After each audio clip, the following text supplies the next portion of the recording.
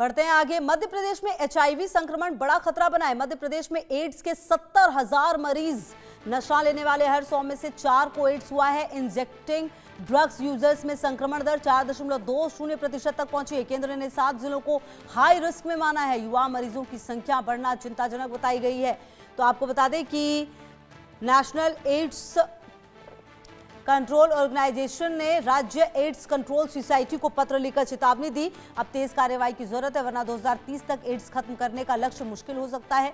पत्र में बताया गया कि मध्य प्रदेश में एड्स के करीब 70,000 मरीज हैं और एचआईवी की एडल्ट प्रिवलेंस रेट 0.10% है। इंजेक्टिंग ड्रग्स यूजर्स में संक्रमण दर 4.20% तक पहुंच चुकी है। केंद्र ने 7 जिलों को हाई रिस्क में माना है और यहाँ इंडेक्स टेस्टिंग और विशेष कैंपेन के निर्देश दिए हैं। इनमें अशोकनगर, भोपाल, गुना, जबलपुर, नरसिंहपुर, श्योपुर और शिवपुरी शामिल है। यहाँ संक्रमण मुख्य रूप से इंजेक्शन से नशा और समलैंगिक संबंधों के जरिए फैल रहा है। इंदौर और रतलाम में भी केस डिटेक्शन तेज करने को कहा गया। एड्स के 85% मरीज इलाज पर ही जिंदा हैं।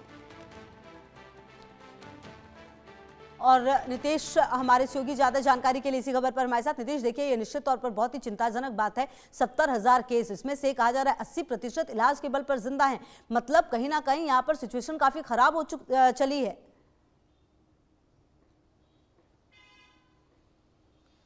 जी देखिए, मध्य प्रदेश में एड्स का आंकड़ा लगातार बढ़ता जा रहा है, जहां पे मध्य प्रदेश में 70,000 मरीज ऐसे देखने को मिल रहे हैं जिन्हें एड्स है। और लगभग यदि इनकी उम्र की बात की जाए तो 15 से 35 वर्ष की जो युवा वर्ग है, इनमें सबसे ज़्यादा समलैंगिक यौन संबंध के कारण ये एड्स की बीमारी फैलती जा रही है, जिसको रोकने के लिए जो एड्स विभाग की कंट्रोलर टीम है, एड्स विभाग से जुड़ी हुई जो समितियाँ हैं, इससे जुड़े NGO हैं, वो इस पर काम कर रहे हैं, जागरूकता को लेकर काम कर रहे हैं, समझा रहे हैं, जगह जगह पोस्टिंग के जरिए कर रहे हैं, कैंपेनिंग कर रहे हैं। लेकिन उसके बावजूद कहीं ना कहीं इन चीज़ों की जो जानकारी है उससे अनभिज्ञ लोग हैं, जैसे कि मान लीजिए जाए जो पिछड़ा एरिया है या ट्राइबल एरिया है, इनमें हो रही है।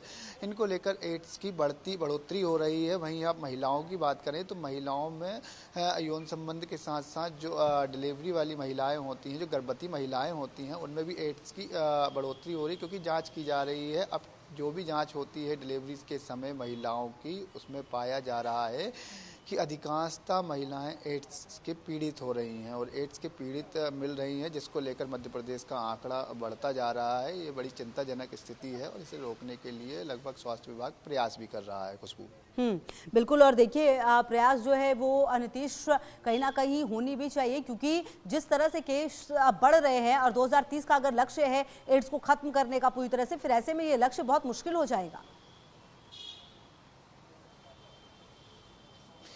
जी बिल्कुल खुशबू, 2030 तक लक्ष्य है स्वास्थ्य विभाग का और एड्स कंट्रोलर समिति का, नार्को का, कि इसको बिल्कुल समाप्त करना है। उसके लिए बढ़ते कदम कर रहे हैं, कैंपेन चला रहे हैं, जागरूकता को लेकर हर छोटे से छोटे कस्बे तक पहुंच रहे हैं। उसके अलावा जो भी व्यवस्थाएं होती हैं उसको लेकर भी सरकार लगी हुई है।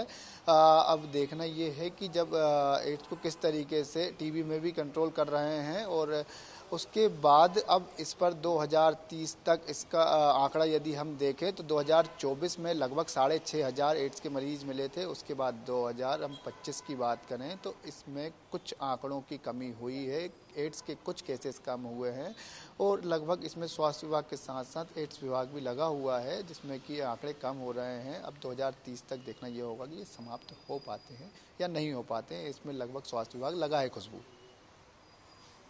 अच्छा नितीश, देखिए माफ कीजिएगा, ये जो कुछ जिले जिनको चिन्हित किया गया है, क्या यहाँ पर कोई जो कहा यह जा रहा है कि जो इंजेक्ट करके जो लिया जाता है शायद नशा, उसकी वजह से भी, उन इंजेक्शन की वजह से भी ये शायद इतना ज़्यादा फैला है? क्या अब उन पर कुछ एक्शन लेने की तैयारी हो रही है? कहाँ से ये स्पेसिफिकली ले रहे थे? कुछ इस बारे में जानकारी मिल पा रही है?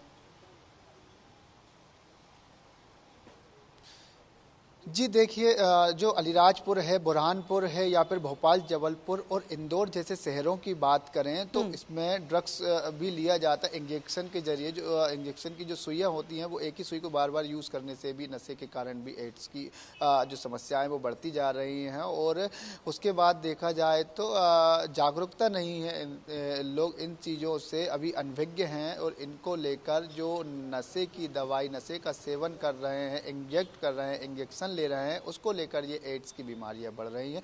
उसको लेकर सरकार भी सख्त है, अपने नियम निर्देश जारी कर चुकी है, कलेक्टर भी इसकी देखरेख कर रहा है। स्वास्थ्य विभाग के साथ साथ जो एड्स कंट्रोलर समितियां हैं, एड्स से जुड़े एनजीओ हैं, वो सब इस पर काम कर रहे हैं और अब ये नशा मुक्त करवाने की कोशिश और प्रयास में जारी है, निरंतर लगे हुए हैं। आखिर एड्स का एक बढ़ता आंकड़ा सिर्फ नशे के कारण ही हो रहा है, जो नशे के इंजेक्शन लिए जा रहे हैं, इसके कारण महिलाओं और युवाओं में ये आंकड़ा बढ़ रहा है एड्स का।